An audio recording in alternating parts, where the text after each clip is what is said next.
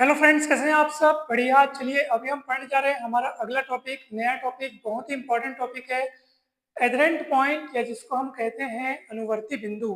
काफी important topic है दोस्तों। इसके पहले के वीडियोस में हमने लिमिट पॉइंट्स को बहुत अच्छे से समझा था, अनेक सारे उदाहरणों के साथ, अनेक सारे इंपॉर्टेंट फैक्ट्स के साथ। तो दोस्तों, अगर आपने वो वीडियो नहीं देखा है तो जरूर जाइए, डिस्क्रिप्शन बॉक्स में आपको उस वीडियो का लिंक मिल जाएगा। साथ ही साथ उस वीडियो के भी पहले के सारे वीडियोस के लिंक मिल जाएंगे, जिसमें हमने सभी बेसिक टॉपिक्स जैसे कि नेबरहुड क्या होता है वो हमने देखा, इंटीरियर पॉइंट क्या होता है, इंटीरियर ऑफ सेट क्या होता है, ओपन सेट क्या होता है, ये तमाम इंपॉर्टेंट टॉपिक्स के वीडियोस आपको मिल जाएंगे। उन सभी के लिंक डिस्क्रिप्शन बॉक्स में जरूर जाइए, जरूर सारे वीडियोस को देखिएगा, क्योंकि बेसिक नॉलेज आपको उन सभी वीडियोस से जरूर मिलेगा दोस्तों। तो आज के इस वीडियो में हम देखने जा रहे हैं कि ये एडरेंट पॉइंट क्या होता है, या जिसको हम कहते हैं हिंदी में अनुवर्ती बिंदु। ठीक है दोस्तों, तो चलिए डेफिनेशन देखते हैं। कोई रियल नंबर x किसी सेट A का, ये सेट A जो है वो set of real numbers R का क्या है, सबसेट है। ठीक है, तो कोई रियल नंबर x किसी सेट A का एडरेंट पॉइंट कहलाता है। कब कहलाता है? यदि x का प्रत्येक नेबरहुड A के कम से कम एक बिंदु को रखता हो। A के कम से कम एक पॉइंट को रखना चाहिए। कौन? x का हर नेबरहुड A के कम से कम एक पॉइंट को अगर रखता है तो x जो है वो सेट A का क्या कहलाएगा, एडरेंट पॉइंट कहलाएगा दोस्तों। ठीक है, अब आप कहेंगे सर कि ये डेफिनेशन तो जानी पहचानी सी लग रही है, सुनी सुनी सी लग रही है। तो हाँ दोस्तों, लिमिट पॉइंट की डेफिनेशन भी ऐसी ही है, परंतु दोनों में फर्क क्या है अब वो सुनो। लिमिट पॉइंट की डेफिनेशन क्या कहती है कि कोई पॉइंट किसी सेट का लिमिट पॉइंट कहलाएगा यदि उस पॉइंट का प्रत्येक नेबरहुड उस सेट के कम से कम एक बिंदु को रखे और वो बिंदु उस पॉइंट से हट करके कोई दूसरा हो। ठीक है, ये वाली बात बहुत उसमें खास तौर पर कही गई थी कि कोई भी बिंदु किसी सेट का लिमिट पॉइंट कहलाएगा यदि उस बिंदु का प्रत्येक नेबरहुड उस सेट के कम से कम एक बिंदु को रखे, और कम से कम एक ऐसे बिंदु को रखे। हाँ भाई, खास बात क्या है कि ये तो सच है कि उस पॉइंट का प्रत्येक नेबरहुड उस सेट के कम से कम एक बिंदु को रखे, परंतु उस बिंदु की खास बात क्या होनी चाहिए कि वो कम से कम कोई बिंदु ऐसा हो जो उस बिंदु से हट करके हो। ठीक है, जबकि यहाँ पे ऐसा नहीं लिखा है। यहाँ पे सिर्फ क्या लिखा है कि एक्स का प्रत्येक नेबरहुड ए के कम से कम एक बिंदु को रखे। इसका मतलब यहाँ पे वो कम से कम एक बिंदु वो स्वयं भी हो सकता है जिसका अपन नेबरहुड लिए हुए हैं। इसका मतलब ये है, इसका मतलब ये है दोस्तों, ध्यान से देखिएगा। मान लीजिए ये रियल लाइन है और ये उसका कोई सबसेट है ए। ठीक है, अब अगर मैं यहाँ पे कोई बिंदु ले लेता हूँ, ठीक है, ये बिंदु मान लो ले लिया मैं एक्स। ध्यान से देखिएगा, बहुत सरल शब्दों में हम समझने का प्रयास करेंगे। ये सेट ए ले लिया और सेट के भीतर हमने एक बिंदु ले लिया। अब निश्चित तौर पर ये बिंदु जो है, ये पॉइंट जो है वो ए का एडरेंट पॉइंट कहलाएगा। आप कहेंगे कैसे? तो देखिए, एक्स का आप कोई भी आप नेबरहुड तैयार कर लो। ठीक है, एक्स का आप नेबरहुड तैयार कर लो। ठीक है, क्या ये नेबरहुड ए के कम से कम एक बिंदु को नहीं रखता क्या? तो आप कहेंगे अवश्य रखता है। वो कम से कम एक बिंदु, और मिले ना मिले हमको कम से कम एक बिंदु, तो वो खुद तो है ना। ये स्वयं एक्स तो ए का बिंदु है कि नहीं? आप देख लो, ये सबसेट ए का बिंदु ये है कि नहीं? एक्स है भाई। और एक्स का नेबरहुड और किसी बिंदु को रखे ना रखे, या और किसी बिंदु की तलाश बात की बात है। लेकिन ये जो डेफिनेशन कहता है कि एक्स का प्रत्येक नेबरहुड ए के कम से कम एक बिंदु को रखे, तो ये खुद वो बिंदु है जो कम से कम एक बिंदु की बात चल रही है ना। देखो, कम से कम वो बिंदु खुद तो है ना भाई उस नेबरहुड के अंदर। तो इसलिए ये पॉइंट एक्स जो है ये सेट ए का क्या कहलाएगा दोस्तों? एडरेंट पॉइंट कहलाएगा, अर्थात अनुवर्ती बिंदु कहलाएगा।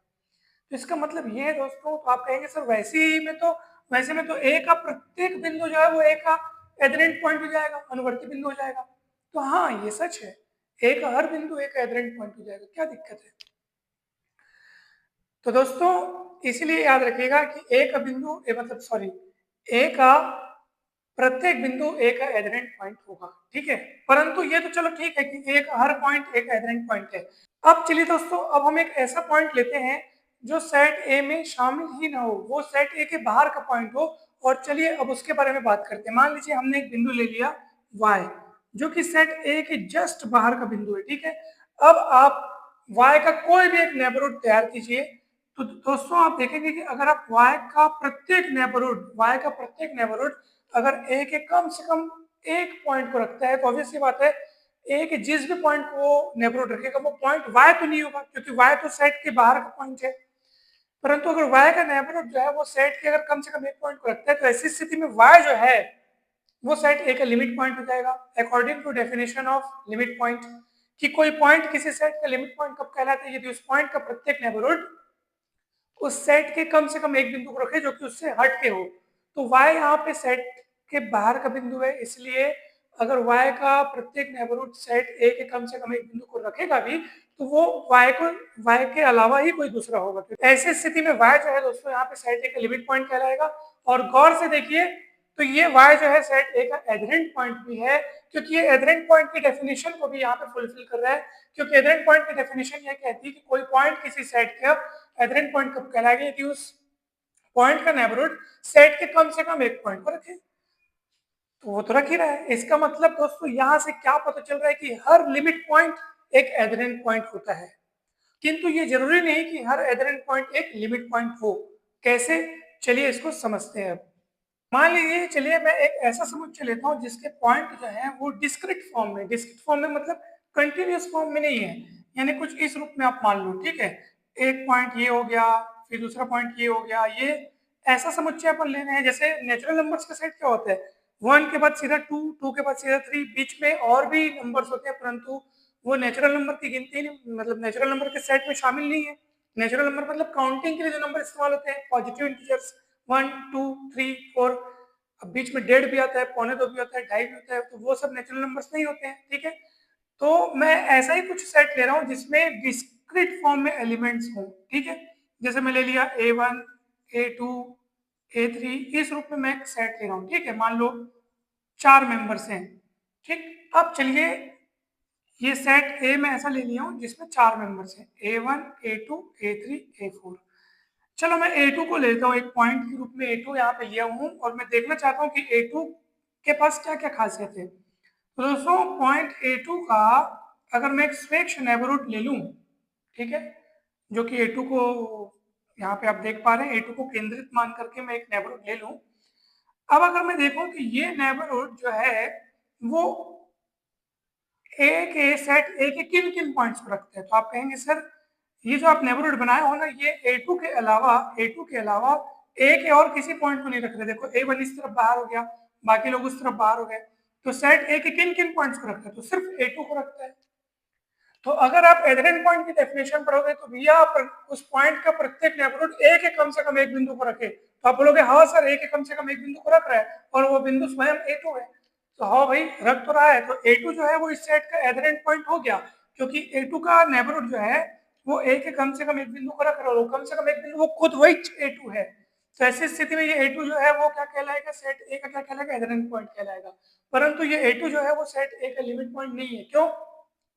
लिमिट पॉइंट की डेफिनेशन ये बोलती है कि उस पॉइंट, जिस पॉइंट को आप लिमिट पॉइंट के रूप में देखना चाहते हो, उसका प्रत्येक नेबरहुड ए के कम से कम एक ऐसे बिंदु को रखे जो स्वयं उस बिंदु से हट के हो, जिसको आप लिमिट पॉइंट कहने जा रहे हो ना, उससे हट के, उसके अलावा कम से कम किसी एक और पॉइंट को रखे, सेट ए के, है ना भाई। तो यहाँ पे वो बात साबित नहीं हो पा रही। क्यों बताऊं, आप A2 का एक नेबरहुड लिए हो, आप देखो क्या ये नेबरहुड ए के किसी ऐसे पॉइंट को रख रहा है कि जो A2 से भिन्न हो, तो आप बोलेंगे नहीं सर, A2 के अलावा बाकी सारे पॉइंट्स तो इस नेबरहुड से बाहर के हैं, तो ये नेबरहुड A2 के अलावा और किसी पॉइंट को नहीं रखता है, सेट ए के और किसी पॉइंट को नहीं रखता है। तो ऐसी स्थिति में A2 क्या इस सेट ए का लिमिट पॉइंट बन सकेगा? नहीं बन सकेगा, क्योंकि उसका नेबरहुड A2 के अलावा, है ना भाई, किसी और पॉइंट को नहीं रख रहा है, सेट के किसी और पॉइंट को नहीं रख रहा है।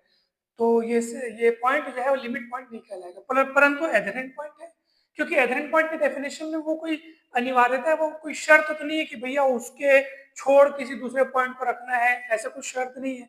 उसमें सिर्फ इतना ही बोला है कि उसका प्रत्येक नेबरहुड एक कम से कम एक पॉइंट को रखे, तो और कोई पॉइंट मिले ना मिले वो खुद उसी पॉइंट को तो रख रहा है ना उसका नेबरहुड। तो ऐसी स्थिति में ये एडहेरेंट पॉइंट है, किंतु ये लिमिट पॉइंट नहीं है दोस्तों, ठीक है। तो इस बात को आप हमेशा ध्यान रखिएगा, यही मैं आपको बताना चाहता था। अब देखिए नोट्स, इंपॉर्टेंट नोट्स अपन ने यहाँ पे लिख रखे हैं। कोई सेट है ए, ठीक है, set of real numbers R का ये सबसेट है। तो कोई सेट ए के सभी एडहेरेंट पॉइंट्स के सेट को, सभी अनुवर्ती बिंदुओं के कलेक्शन को हम लोग ए का क्लोजर कहते हैं दोस्तों, ठीक है। और उसको हम लोग ए बार से दर्शाते हैं। किससे दर्शाते हैं? ए बार, ए के ऊपर ऐसे करके आपको लकीर खींचना है, तो ए बार से अपन इसको दर्शाते हैं दोस्तों। तो ए बार का सूत्र क्या है, A union A dash, A union A dash, यानी कि कोई दिया हुआ सेट और उसके सारे लिमिट पॉइंट्स का कलेक्शन, यानी डिराइव्ड सेट, इसको क्या बोलते हैं अपन, डिराइव्ड सेट। ठीक है दोस्तों, तो A union derived set of A union A dash, दोनों का यूनियन करने से बनता है ए का क्लोजर, क्लोजर ऑफ ए भी इसको हम कहते हैं। और इसी ये क्लोजर ऑफ ए मतलब set of all adherent points of A. ठीक है, ए के सभी एडहेरेंट पॉइंट्स के कलेक्शन को, सभी एडहेरेंट पॉइंट्स के सेट को अपन ए बार से व्यक्त करते हैं, इसको क्लोजर ऑफ ए कहते हैं। तो ऑब्वियस सी बात है कि दोनों की यूनियन से ये ए बार बना है, मतलब किनके यूनियन से, ए और ए डैश की यूनियन से, इसलिए ए जो है ए बार का सबसेट होगा और ए डैश भी जो है वो क्या होगा, ए बार का सबसेट होगा दोस्तों। ठीक है, कोई सेट अगर क्लोज्ड है तो सिर्फ और सिर्फ ऐसा तब होगा जब ए क्लोजर या closure of A is equals to A. किसी सेट का क्लोजर अगर स्वयं सेट के बराबर है तो ऐसी स्थिति में सेट ए क्या होगा, क्लोज्ड होगा। और ये बात दोनों तरफ से सच है, सेट क्लोज्ड होगा तो ये बराबर होगा और ये बराबर है मतलब सेट क्लोज्ड होगा। ठीक है, किन्हीं दो समुच्चयों ए बी, ठीक है, किन्हीं दो समुच्चयों ए बी के लिए, यहाँ ए बी जो है आर के सबसेट्स है, उनके लिए अगर आप देखेंगे तो ए यूनियन बी का बार जो है वो ए बार यूनियन बी बार, परंतु इंटरसेक्शन में थोड़ा अलग होता है। ए इंटरसेक्शन बी का बार यानी closure of A intersection B, ये सबसेट होता है इसका, ए बार इंटरसेक्शन बी बार का। ठीक है दोस्तों, तो ये कुछ इंपॉर्टेंट फैक्ट्स हैं, इंपॉर्टेंट नोट्स हैं, आप इसको सदा ध्यान रखिएगा, याद रखिएगा। जब अपन मैट्रिक स्पेस वाला टॉपिक पढ़ रहे थे, जब अपन मैट्रिक स्पेस पे पूरा जितनी भी सारी चीजें अपन पढ़ चुके हैं वहां पे, तो उसमें अपन ने इन सभी चीजों को प्रूफ नहीं किया हुआ है, तो वो वीडियो भी आप लोग जरूर देखिएगा दोस्तों, उसका लिंक भी आपको डिस्क्रिप्शन बॉक्स में मिल जाएगा। कहीं पर भी कोई भी डाउट होगा दोस्तों तो जरूर पूछिएगा। ठीक है, तो चलिए फ्रेंड्स, अब हम देखते हैं कुछ समुच्चयों को और उनका डिराइव्ड सेट देखेंगे। डिराइव्ड सेट किन्हें कहते हैं, ये जो यहाँ पे ये ए डैश दिख रहा है ना, ये सेट ए का डिराइव्ड सेट कहलाएगा, अर्थात किसी सेट के सारे लिमिट पॉइंट्स के कलेक्शन को हम लोग बोलते हैं डिराइव्ड सेट ऑफ ए। ठीक है दोस्तों, तो चलिए सेट ए यहाँ पे अपन लिखे। ठीक है, ये सेट ए हो गया, ये सेट क्या बोलते हैं, डिराइव्ड सेट ऑफ ए, जिसको अपन ए डैश से लिखते हैं। फिर इन दोनों का यूनियन करेंगे तो ए का क्लोजर बनेगा, तो क्लोजर ऑफ सेट ए। उसके बाद चेक करेंगे अपन कि ए और ए का क्लोजर ये बराबर है कि नहीं है, ए इज इक्वल्स टू ए बार और ए इज नॉट इक्वल्स टू ए बार। अगर ये बराबर होंगे तो समझ लीजिए वे सेट क्लोज्ड हो जाएंगे, और अगर बराबर नहीं है तो वे सेट क्लोज्ड, मतलब ये सेट क्लोज्ड नहीं होंगे। ठीक है, तो यहाँ पे अपन लिखें क्लोज्ड और नॉट क्लोज्ड, तो वो इस बात पे तय होगा कि वो बराबर है कि नहीं है। ठीक है, बहुत बेहतरीन तरीके से आप यहाँ पे समझेंगे दोस्तों। दोस्तों आपको हम फिर से कहना चाहते हैं कि आप इसके पहले वाला वीडियो जरूर देखिए, जिसपे अपन ने लिमिट पॉइंट्स के कलेक्शन को बहुत अच्छे से समझाया है, मतलब डिराइव्ड सेट को बहुत अच्छे से समझाया है, किसी सेट के लिमिट पॉइंट्स किस तरीके से पता किए जाते हैं, लिमिट पॉइंट क्या होता है, बहुत बारीकी से समझे दोस्तों। उस वीडियो को जरूर देखिएगा, क्योंकि यहाँ पर अपन डायरेक्ट लिस्ट बना करके बिल्कुल यहाँ पे लिख दिए, परंतु बारीकी से हमने पिछले वीडियो में समझा हुआ है दोस्तों, तो आप जरूर जरूर देखिएगा। देखो सबसे पहले बात करते हैं नल सेट की। नल सेट का डिराइव्ड सेट खुद नल सेट होता है। ठीक है, क्योंकि इसका कोई लिमिट पॉइंट नहीं होता, इसलिए 5 हो गया। दोनों का यूनियन करोगे तो भी 5 मिलेगा। अब देखो ए और ए बार बराबर है कि नहीं, 5 5 सेम है, तो ये बराबर हो रहे हैं यानी क्लोज्ड, इसलिए 5 इज ऑलवेज क्लोज सेट। बात करते हैं set of natural numbers n की। कोई भी पॉइंट n का क्या लिमिट पॉइंट नहीं होता, इसलिए डिराइव्ड सेट इसका क्या हो गया, 5 हो गया। ठीक है दोस्तों, क्योंकि इसका कोई पॉइंट लिमिट पॉइंट नहीं है। फिर अपन क्लोजर निकालने के लिए क्या करेंगे, दोनों का यूनियन करेंगे, तो यूनियन करोगे तो क्या मिलेगा दोस्तों, दोनों का यूनियन करोगे तो n मिलेगा। तो यहाँ पे आप देखो a और a बार बराबर है कि नहीं, अर्थात वो सेट जो है अपने क्लोजर के बराबर है कि नहीं है, तो इसका मतलब ये सेट क्लोज्ड है, इसलिए set of natural numbers n क्या होगा, क्लोज्ड होगा। दोस्तों यहाँ पे आपके मन में प्रश्न उठता होगा कि सर आपने कैसे पता किया कि इसका डिराइव्ड सेट 5 होगा, क्यों कोई भी पॉइंट n का लिमिट पॉइंट नहीं है। दोस्तों मैं आपको फिर से कह रहा हूँ, यही तमाम जानकारियां, यही बेसिक जानकारियां फुल डिटेल्ड में पिछले वीडियोस में बताई गई है दोस्तों। यहाँ पे अगर हम बताएंगे तो ये भी वीडियो उतना ही लंबा हो जाएगा, तो इसलिए हम आपसे यही कहना चाहते हैं, क्योंकि देखो वो जानकारियां वहाँ दी जा चुकी हैं, तो आपको वो वीडियो जरूर देखना चाहिए। यहाँ पे हमारा मेन मकसद जो है इसको समझना है कि एडहेरेंट पॉइंट क्या होता है।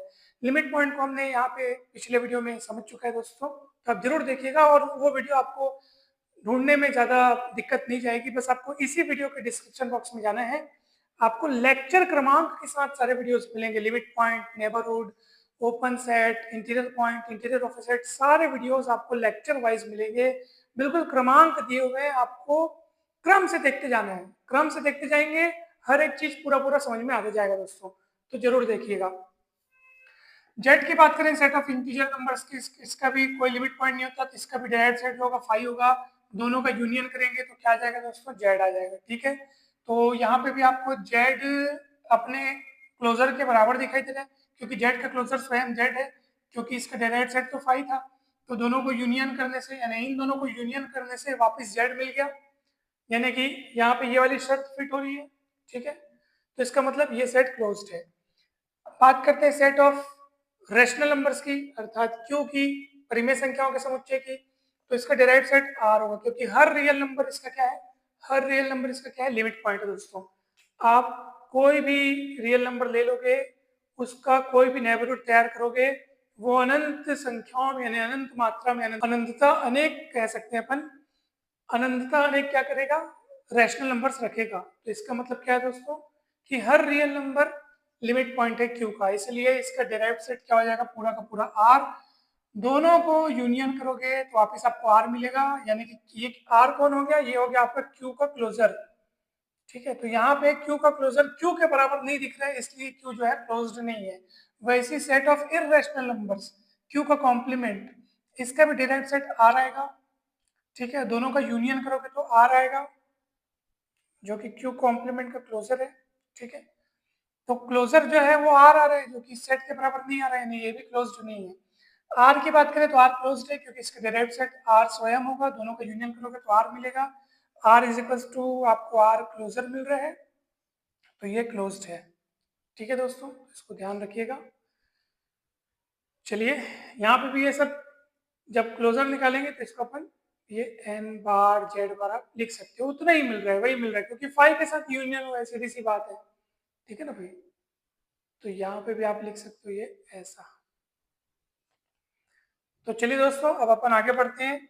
इस सेट को देखिए, 1/n such that n belongs to n, तो ऑब्वियसली बात है 0 इसका लिमिट पॉइंट होगा, और दोनों का यूनियन करोगे तो ये मिलेगा अपने को, परंतु ये उसके बराबर नहीं है, तो ये सेट क्लोज नहीं होगा। वैसे फाइनाइट सेट का कोई लिमिट पॉइंट नहीं होता, डिराइव्ड सेट इसका 5 होगा, दोनों का यूनियन करोगे तो ये उतना ही मिलेगा, यानी कि यहाँ पे A closure is equals to A मिल रहा है, तो सीधी सी बात है ये सेट क्लोज्ड होगा।